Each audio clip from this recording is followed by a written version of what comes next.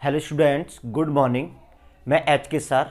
आज मैं बोर्ड के कुछ इम्पोर्टेंट क्वेश्चंस कराने जा रहा हूं जो आईसीएसई और सीबीएसई बोर्ड लेवल पर है। चलिए स्टूडेंट्स चलते हैं।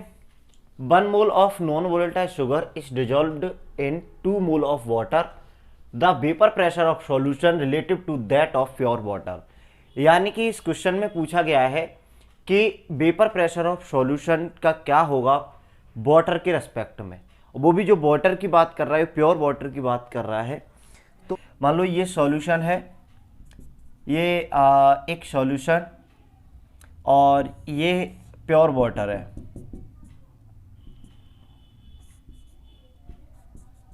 ये वाटर है और ये क्या है, सॉल्यूशन। जब हम वाटर को हीट करते हैं तो इसमें से जो वेपर निकलती है उसे पी नॉट बोलते हैं, और जब सॉल्यूशन को हीट करते हैं तो इसमें से जो वेपर प्रेशर बनते हैं उसे पी एस बोलते हैं। पी एस के नाम से भी दिखा सकते हैं और पी के नाम से भी दिखा सकते हैं। ये बना कैसे था कि जब वाटर में हमने नॉन वोलेटाइल सॉल्यूट को ऐड कर दिया। नॉन वोलेटाइल सॉल्यूट क्या होता है? ये नॉन वोलेटाइल सॉल्यूट ऐसा सब्सटेंस है जो वाटर की वेपर प्रेशर को सपोर्ट नहीं करता है, यानी कि उसको सप्रेस कर देता है।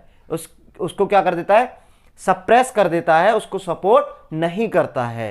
ठीक, तो इसको जब नॉन वोलेटाइल सॉल्यूट में जैसे ही हम इस नॉन वोलेटाइल सॉल्यूट को वाटर के अंदर ऐड करते हैं तो यहां से क्या बनता है, एक सॉल्यूशन बनता है, और उसको भी आपने एक हीट किया एक कांस्टेंट टेम्परेचर पर, तो इसका प्रेशर बना P, और इसका प्रेशर क्या था वाटर का? P nought. तो इन दोनों में डिफरेंस क्या है? अकॉर्डिंग टू राउल्स लॉ के अकॉर्डिंग क्या होता है? प्रेशर ऑफ सॉल्यूशन, जो vapour pressure of solution is directly proportional to mole fraction of solvent. ठीक, तो यहां पर सॉल्वेंट का मोल फ्रैक्शन लिया गया है।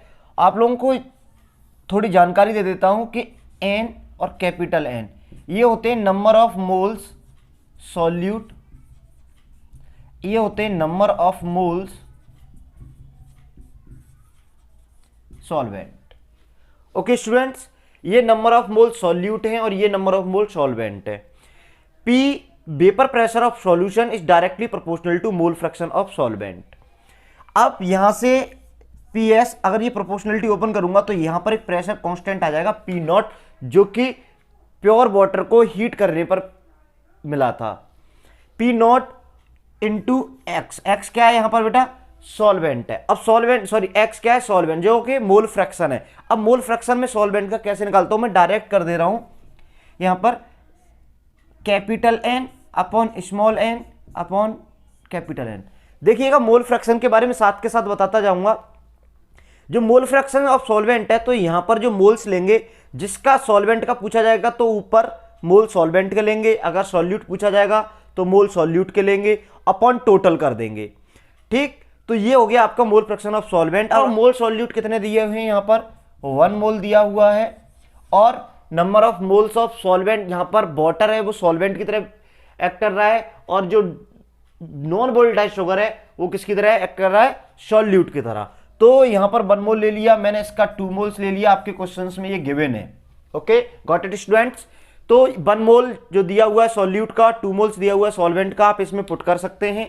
तो यहां से निकल के आएगा PS। हमें PS P नॉट के रेस्पेक्ट में निकालना है। उसने कोई और कुछ नहीं बोला है, किसी की वैल्यू नहीं दी है, तो हमें कोई जरूरत नहीं है अभी वैल्यू पुट करने की। Right student? P not N की वैल्यू है 2, 1 प्लस 2 कितना हो गया? इसको हम ऐड करेंगे तो कितना हो जाएगा स्टूडेंट्स? इक्वल टू, मैं आपको इधर लिख दे रहा हूं, PS equal to P nought into 2/3। यानी कि जो वेपर प्रेशर का जो फॉर्मूला है, यानी कि सॉल्यूशन का जो वेपर प्रेशर है सॉल्यूशन का, वो 2/3 टाइम्स ऑफ P नॉट। तो इसका आंसर कौन सा हो जाएगा स्टूडेंट? इस वजह से इसका आंसर हो जाएगा आपका फर्स्ट आंसर। ये आपका सॉल्यूशन है।